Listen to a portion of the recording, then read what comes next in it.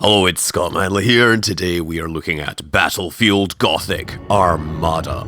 For 10,000 years, the Imperium of Man has endured under the rule of the immortal Emperor. The worlds of man are scattered across the galaxy, threatened by savage aliens, heretics who defy the Emperor's will, and horrors lurking upon forgotten worlds. It is a time of endless war, selfless heroism, and blackest infamy. Infamy! Infamy! They've all got it infamy! I see fortresses in the stars. A circle of 6, but they sleep yet and must be awakened. Ride upon the storms of chaos. Gather your rivals around you. Send discord and terror throughout 1,000 worlds. Abaddon the Despoiler, War Master of Chaos. So if you haven't guessed, this is the video game version of the Battlefleet Gothic tabletop war game. You speak in meaningless riddles. What are the fortresses in the stars? Answer me or die now! Stop this foolishness. I have consorted with creatures far more powerful than you. Speak, crone, but I will remember your insolence. Seek the hand of darkness. Take the eye of night. With these, the citadels will be yours to command. A chorus of 1,000,000,000 throats will cry your name in fear and hatred. The stars themselves will run red with blood. If you have the courage for it. War Master. So yeah, I'm incredibly excited to see this getting a video game adaptation. Obviously, I like spaceships, and there's something really attractive about the grimdark future that Warhammer 40K represents. Captain Spire, data log Alpha. Battlefleet Command has lost contact with Orbital Station Aleph in the Naxos system. I'm on my way to investigate. Sir, we're approaching the location of Orbital Station Aleph. Captain, the station is surrounded by an asteroid field.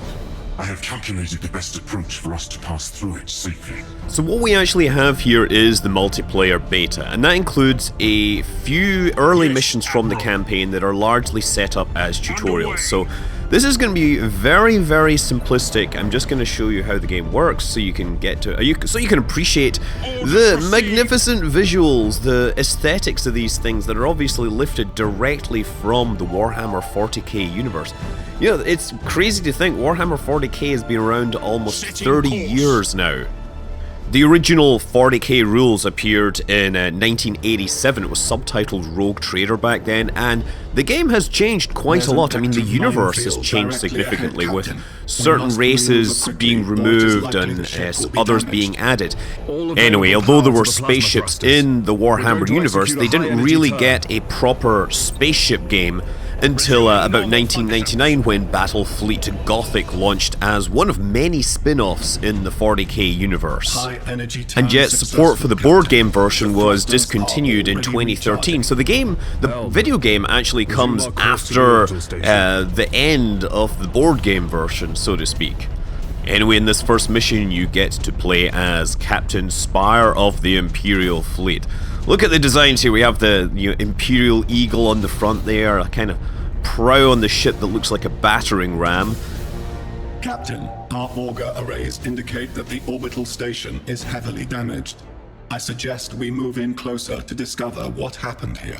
And of course, all these ships come with a full complement of 40K themed advisors. One of the fun things about the 40K universe is that it's been around so long and the mythos is so deep that, you know, you can look at, say, the servitors and find a whole bunch of fiction about how they were basically prisoners that have offended the Emperor and then have been turned into cyborg zombies that work on your spaceship. I don't know exactly. I mean, I'm not actually a particularly hardcore 40k fan, but I do know that there is a huge amount of stuff that has been written about every single facet of this universe.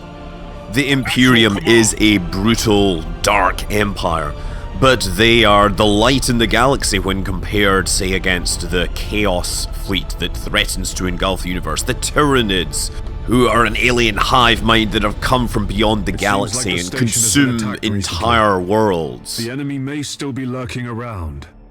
Sir, I recommend dispatching some of the ship's armsmen to board Orbital Station Aleph and report on what they find. That sounds like a fabulous idea. These won't be Space Marines, these will be like the Imperial Boarding Army. part is underway, Captain. The Space Marines are a DLC. We're seeing several weapon impacts and signs of explosions on the bulkheads. We found the command center, sir. This place is a mess. It's full of bodies. The station's command crew. They're all dead. Act cautiously, Sergeant. I have a bad feeling about this. Sir, we found a survivor. Sir, the station is a trap. We're under attack by traitor forces. Captain, a defense platform on the station has activated and is targeting our vessel. Broadside macro cannons ready to fire on your order, sir. Now I have to say, some of these characters don't seem to have the most animated of voices, but to be fair, many of these characters are large part machines. Many of the gunners are literally wired into their guns, and of course they'll have a whole bunch of fiction about that. Anyway, I'm just going to orbit this target and obliterate it as quickly as possible using my macro cannons. And come on, hit it! It's got like 1 point of damage left. Thank you! No, what? Come on, hit it. There we go. Captain, we blew it to pieces. Yes, the gunner's really excited about his job. Some strange signals in the nearby gas cloud. They're not really that strange when you consider that we expect this to be a trap.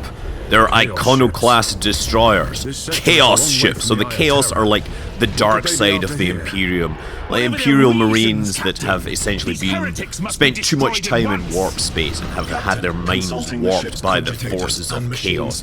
Basically, jumping through warp is like literally going to hell and back. And no doubt there are 40k fans in my audience who will totally correct everything that I said, because honestly, it's been like 25 years since I last played Warhammer as a miniatures game. I pretty much had to stop the whole tabletop wargaming thing when I went to university. I needed to actually have money. But anyway, this spacecraft of Battlefleet Gothic all fight on a two-dimensional plane.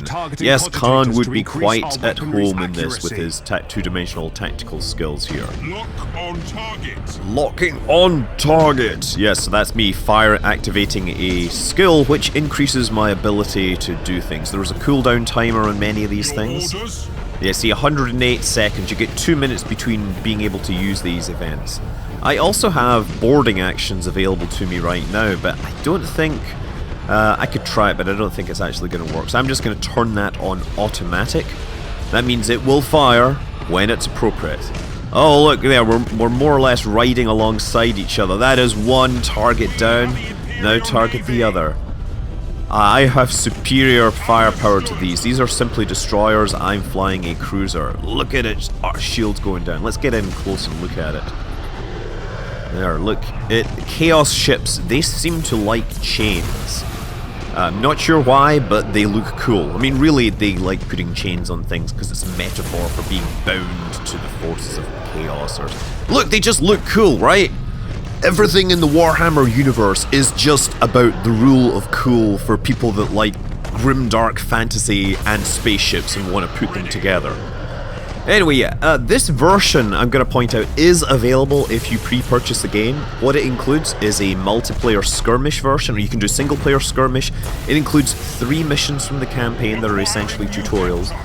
In skirmish mode, you can either fly as the Imperial Navy or the Chaos Navy, there are orcs, which you get to fight in one of the final missions, and orcs are of course pretty hilarious with their obsession about red things going faster. Captain, the auger arrays are reporting more enemy signals.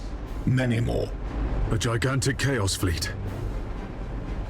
There's no way we could survive fighting them head-on. Contact the High Command immediately. Unable to do so, Captain. All communications are jammed. Captain, there may be a way for us to escape and warn Port Moore. We could risk an emergency warp jump. It's risky to engage the warp engines this close to the star's gravitational field. But the Chaos Fleet has us boxed in. Sir, we don't have any other options. Yes, jumping into warp this close to a star is hugely dangerous, but we hope the Emperor will preserve us. The Emperor of the human race is the Emperor for a very important reason. He is a psyker, an individual with psionic powers who, while he was mortally wounded 10,000 years ago, he still is kept alive on life support and pretty much devotes his entire life to transmitting a psychic beacon through the universe. They call it the Astronomicon. This is how the Empire of Man is able to navigate and keep itself together. Without him, the Empire of Man would collapse. And of course, this being a grim, dark future, the Emperor actually needs other psychers, right? The weak-willed, the ones that are not powerful enough to provide useful roles in the Empire, they are sacrificed literally, like thousands of them every day are consumed. Their souls are consumed by the Emperor on his golden throne. Because without the Emperor, chaos will reign. You can see why people love these 40k stories. Well, after narrowly escaping the Chaos Fleet, we make it back to Port Maw. This is the largest starbase in the Gothic sector. Yes, the title of the game, Battlefleet Gothic, literally refers to the battle fleet for the Gothic sector. A vast chaos fleet is massing for attack. Inquisitor Horst, are you sure of this man? Maybe we should consider someone else. Isn't this captain from a planet that rebelled against the Emperor's will? Enough! His faith will be tested thoroughly. And given the grimdark nature, these guys can be pretty thorough. Love the Emperor, for he is the salvation of mankind. Obey his words, for he will lead you to the light of the future. Honor his servants, for they speak in his voice. Tremble before his majesty, for we all walk in his immortal shadow. Yep, the Spanish Inquisition is alive and well in the 41st century. Let us begin. But unlike Monty Python, everyone expects the Inquisition, and there's no comfy chairs or cushions or things like that.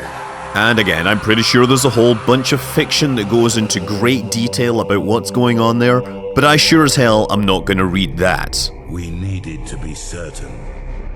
The enemy we face is no ordinary foe. I understand. You are to be promoted to the rank of Admiral and given command of the fleet. I will not fail you, Inquisitor. There is much to do and little time, Admiral Spire. I fear a storm coming to the Gothic sector. One we are not yet prepared to face.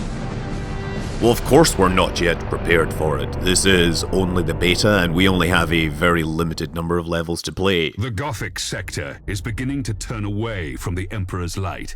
Treachery, sedition, and heresy have broken out like a plague upon our worlds. Admiral Spire, your new rank entitles you to command a small war fleet of Imperial Navy ships. It is your task to ensure the citizens of the Imperium remain safe and loyal. Yes, loyalty is an important factor in this dark future, and we have to deal with those that are a little weak on this. Your first assignment is to put an end to the unrest and rebellion threatening a nearby system.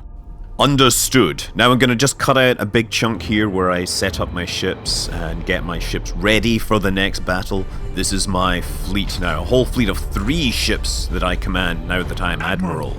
The fleet has reached the last known position of the heretic ships. It would seem like the hunt is on, Commissar. Their sedition must not stand. It is time to root out these rebellious traitors. All ships, coordinate your movements. We will advance as one group at the same speed. So yeah, this is still a tutorial, and it's obviously now talking about dealing with a larger group of spacecraft. You can do your usual drag and drop selections. If you've played Homeworld, this matches up. I'm pretty sure this is the same as many other real-time strategy games, but I don't play a huge number, so I can't honestly comment. Yeah, so look, I can just zoom in. This is the Firestorm class destroyer. It has a much bigger gun on the front there. And of course that does actually get reflected in the combat tactics. These things are much better if they attack facing the enemy. Of course, if they're doing that, then their maneuvers are limited. These things are more about the arrays of macro cannons on the sides. But before we engage anything, we are going to go and hide out in this gas cloud. Again, that would be the kind of thing that two-dimensional thinkers would think about, or otherwise. I certainly don't have a problem with this two-dimensional gameplay inside a three-dimensional universe. I mean, the original game was a board game, so I'm presuming, well, it's a tabletop war game, so I'm presuming that it was a two-dimensional thing. There are, you know, games that do attempt to do three-dimensional gameplay inside on top of a tabletop. Excellent. Computers are clearly better at that, but people's brains aren't necessarily set up for the handling the full three-dimensional universe. So now we have detected an enemy signature, or we've detected a signature up here. So we need to send out an auger probe, which is on one of my space vessel type things. So you can switch between the different spacecraft here by clicking on them. And there we go, we have a button here to launch a probe. We'll just launch it straight in this direction, and then once it gets there, we should be able to identify that and perhaps decide how best to engage. Well, there we go. Watch it pingy, pingy, pingy using, I don't know if they use psychic beacons or anything. Psychic powers seem to be everywhere in the Imperial 40K universe. That ship belongs to the traitorous rebels. So that is not a chaos ship, it is just a corrupted human ship, an Imperial ship. Regardless, we have to deal with these guys. We're going to engage these targets, move in quickly and deploy all your weapons. So I've enabled the lightning strike, right, which is the lightning bolt. That is basically an attempt to teleport troops on board the enemy ship. It's a useful trick to have. Let's enable all my special, we'll do lock on for range. Now, oh, wow, what was that? It is no doubt one of numerous special abilities that the spacecraft can have in the game. They can reward you. Yeah, so we're now going to orbit this target. We have moved to close range here, and I'm just going to try and put my spacecraft into the right position around him so that he cannot defend himself on all sides. Look at his void shields collapsing under my attack here. I'm going to move them, try to keep them out of range because they have very little shields left and I do not want them to die, obviously. So the game has advised us to target their plasma generator there. That was, of course, subsystem level targeting. There are different bonuses. It's the usual, you know, ship-to-ship combat thing where you can attack shields or weapons or things like that. Now this guy has torpedoes, and I'm going to launch a salvo of torpedoes at the target, but I think they're going to miss. Oh, no, some of them hit there. Some of them are hitting. That's good, so those only come out of the front of the spacecraft and they can do some serious damage if you line these things up properly. Then of course you have a cooldown timer while they activate. We have a cooldown timer on the lightning strike. Oh wait, my destroyer is on fire. I better move him and put him out of range so he doesn't get taken down. Taking some damage there. I do not want my destroyer to die, that would be unfortunate. So I shall put my ships in between the hostile. Oh, what the heck? It just exploded! Admiral, he is activating his warp engines and preparing to disengage from the battlefield. This cowardice cannot be tolerated! Admiral, we must put an end to this pitiful display and make an example of this craven fool! So yes, sometimes your captain's loyalty is weak, and you can choose to have them executed in the middle of a battle and have their first officer take over instead. You've been promoted to captain. Follow my orders and we'll get through this. Yes, it wouldn't be a proper grimdark future without summary executions. There's my lightning strike going in one more time. They are on fire. They are surely not long for this world. Turrets are destroyed. Oh, look at this. Oh, it looks so cool. I mean, the aesthetics on the enemy spacecraft, and you know, obviously they've just lifted the miniatures and the concept art and stuck them in the game, and I am pretty happy with the results. You know, it's obviously nice to see these things that you've seen in pictures and everything actually moving around and shooting each other and everything. The game is built on Unreal Engine 4, I believe. You can always kind of get the idea just based upon the shaders. Oh, warp engines and is attempting to disengage. I have a strike team of Navy armsmen ready to sabotage the enemy's warp engines. We must act quickly and use the ship's teleportarium to launch the attack. yes, we must get to the teleportarium. There's my ship. Your orders? Oh, crikey, my lightning strike is on cooldown, so I can't actually do this. Fantastic! I think I found a bug in your tutorial. Well, never mind. Bugs are to be expected. This is a beta, and certainly they will be fixed before we get a proper release. Emergency repairs. So we're just gonna... I guess my only option is to try and kill this thing as quickly as possible. So I'm gonna move my team. He has torpedoes ready to go in 1 second. So I just need to make sure I don't shoot my own ship. So let's try and get him lined up with that. I thought we could ram the target. They're heading into warp. We could ram the target just before they enter warp. And now they're clear. Launch those torpedoes. Watch them. Oh, look at their hit points. They're on fire. They're trying to go into warp. They're sustaining heavy damage. We should keep our distance. Yes, yes, they are going down. I didn't need their teleporters, I needed just pure raw firepower. So in the end we still won, despite the slight bug. We are stuck in slow motion mode for some reason. It's not responding to my space bar.